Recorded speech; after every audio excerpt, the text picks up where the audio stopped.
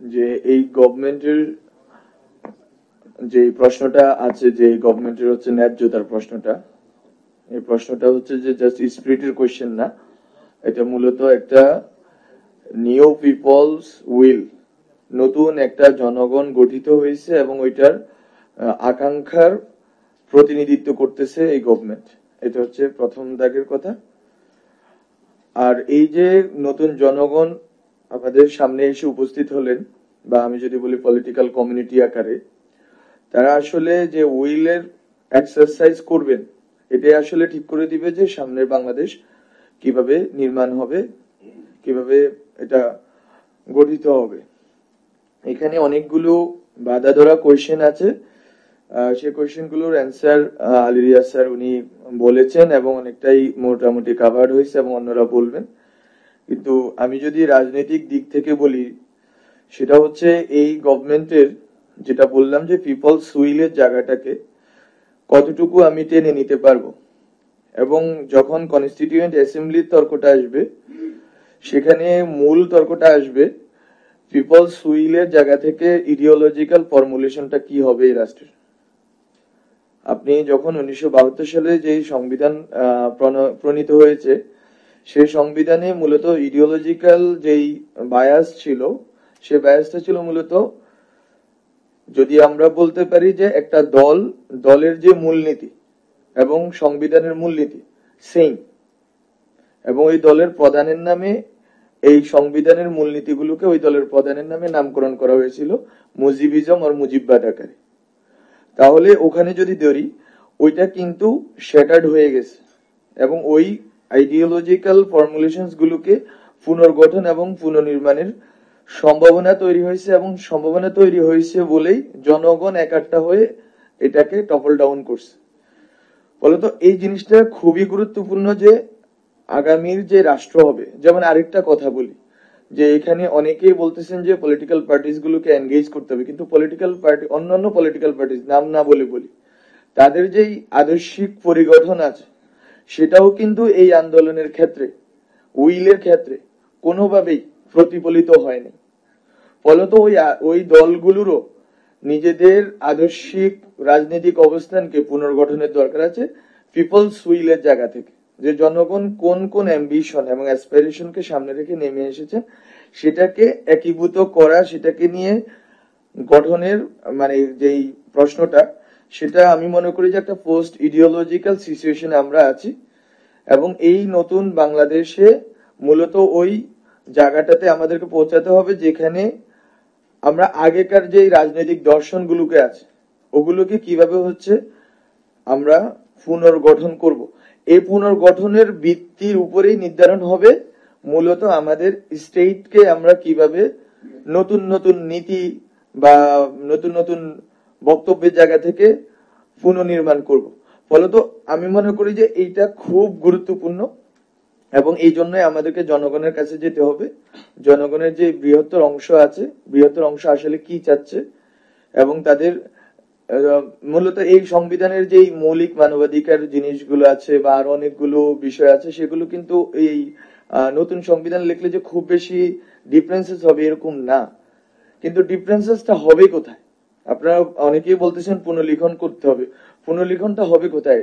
International human rights যেটা আছে, এখানে অনেকগুলো কনভেনশন আছে, অনেকগুলো ট্রিটিজ আছে, সেগুলোকে ধরে কিন্তু আমরা হচ্ছে যে একটা প্রত্যেকটা রাষ্ট্রে ওইটাকে ধরে আলোচনা করে, বা কিছু স্পেসিফিক টার্মিনোলজি আছে, কিন্তু মূলত পার্থক্যটা নির্ধারিত হবে 1972 সালের পিপল আর এখনকার পিপলের উইলের যে differences, at the same time খুব সতর্কভাবে ওই উইলের কন্টিনিউশনও বটে।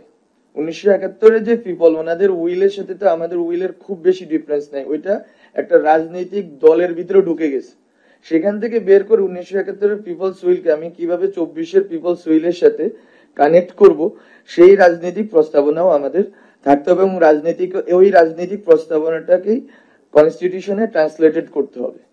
ফলত আমি মনে করি এটা একটা প্রক্রিয়ার বিষয়, এটা শুধুমাত্র পলিটিক্যাল পার্টিজের বিষয় না, বরং সমাজের বিভিন্ন বর্গের মানুষের গল্পগুলো শুনতে হবে, এবং এই যে স্যাক্রিফাইসটা, এই স্যাক্রিফাইসটাকে আমাদের হাজার হাজার শহীদ এবং আহত এবং ওনাদের যে গল্পগুলো, এই গল্পগুলোকে কেন্দ্র করেই আমাদেরকে নতুন বাংলাদেশের কথাটা বলতে হবে।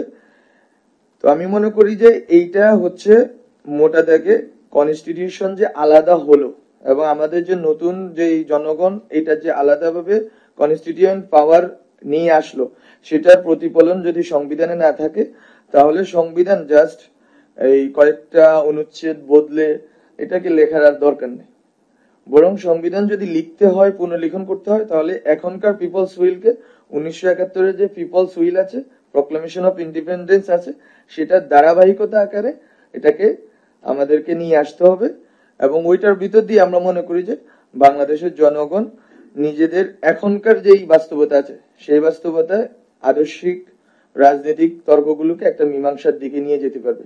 যদি মীমাংসার দিকে নিয়ে যেতে না পারে, তাহলে যেটা হবে, এই সংবিধান অথবা আমরা যদি বলি গণপরিষদ, নতুন গণপরিষদ, কোনোটাই আসলে রাজনৈতিক ভাবে যখন এটা সামনে যাবে, মাঠে যাবে যখন, এটা টিকে থাকতে পারবে না। ফলত এই প্রশ্নটা, এই আদর্শিক এবং রাজনৈতিক প্রশ্নটা সমাধান করে ফেলতে হবে এই সংবিধানের ভিতর দিয়ে। এবং এই সংবিধানটা তখন ওই জায়গা থেকে লিখলেই আমরা, এবং ওই আমি বললাম যেটা, যে 1971-এর কন্টিনিউশন আকারে লিখতে হবে। এখানে অনেকেই আছেন মানে বাংলাদেশের রাজনৈতিক প্রেক্ষাপটে যারা 1971-এর যেই চেতনা বা 1971-এর যেই মানুষের যেই আকাঙ্ক্ষার প্রশ্নটাকে, এটাকে পাশ কাটিয়ে এগুতে চাচ্ছেন। আমরা মনে করি ওটা আত্মঘাতী হবে, ওইটা অবশ্যই করা যাবে না। বরং 1971-কে কন্টিনিউশন আকারে রেখে 24-এ আমাদেরকে এসে দাঁড়াতে হবে এবং জনগণের নতুন এই যে জনগণ গঠিত হয়েছে, এই জনগণকে সাথে নিয়ে আমাদেরকে আদর্শিক রাজনৈতিক প্রশ্নটা ডিল করেই সংবিধানে ঢুকতে হবে। এবং এর বাইরে যেই আমাদের যে প্রশ্নগুলো আছে, তো এর বাইরে যে প্রশ্নগুলো আছে, মৌলিক মানবাধিকার এবং হচ্ছে যে ইনস্টিটিউশন বিল্ডিং এর প্রশ্নগুলো আছে, ওই ইনস্টিটিউশন বিল্ডিং এর প্রশ্নগুলো আমাদের প্রত্যেকটা সংগঠন, নাগরিক সংগঠন এবং হচ্ছে যে শ্রেণী যে পেশার মানুষ আছে তাদের সাথে কথা বলে সেটাকে ঠিক করতে হবে। কারণ আমরা মূলত শেখ হাসিনার আমলে যেটা পরিলক্ষিত হয়েছে, সেটা হচ্ছে যে উনি ইনস্টিটিউশন গুলোকে ধ্বংস করে দিয়ে গেছে। এখন আপনি একটা স্টেটে যখন ইনস্টিটিউশন থাকে না, ইনস্টিটিউশন শুধু সাংবিধানিক, এখানে সাংবিধানিক প্রতিষ্ঠানের কথা বলা হয়েছে, শুধু সাংবিধানিক প্রতিষ্ঠান না, বরং এর বাইরেও রাষ্ট্র অনেক ধরনের ইনস্টিটিউশন আছে। ইনস্টিটিউশন বিল্ডিং এর যে প্রজেক্টটা আছে, এবং আমি বিভিন্ন জায়গায় বলতেছি যে ফেসিবাদ, আমরা তো এটাকে ফেসিবাদ আকারে যেহেতু দেখেছি, ফলে তো ফেসিবাদ কিন্তু ব্যক্তি পর্যায় পর্যন্ত পেনেট্রেটেড হয়েছে। ফলে তো ব্যক্তি পর্যায় পর্যন্ত মানুষের সংস্কার শব্দটা ইউজ করব না, এখানে আলোচনা টপিক ধরে এটাকে রিকনস্ট্রাক্টও যদি বলি, ব্যক্তি এবং সমাজকে রিকনস্ট্রাক্ট করার অ্যাম্বিশাস প্রজেক্টও বা ভিশনও সংবিধানে থাকতে হবে। বলতো আমি মনে করতেছি এই জায়গাগুলোকে ধরাটা খুব গুরুত্বপূর্ণ, যে আমি এই আদর্শিক ব্যক্তি সমাজ এই প্রশ্নগুলোকে ডিল করবো কিনা, নাকি শুধু রাষ্ট্রে থাকবো। তো ধন্যবাদ। আমি খুব জাস্ট পলিটিক্যাল এবং ইডিওলজিক্যাল কোয়েশ্চেনটা ধরলাম, কারণ এখানে অনেকেই আমার শ্রদ্ধেয় শিক্ষক এবং অন্যরা আছেন যারা এটার আইনি দিক বা এটার সাংবিধানিক দিকগুলো ব্যাখ্যা করবেন। ধন্যবাদ আপনাদেরকে।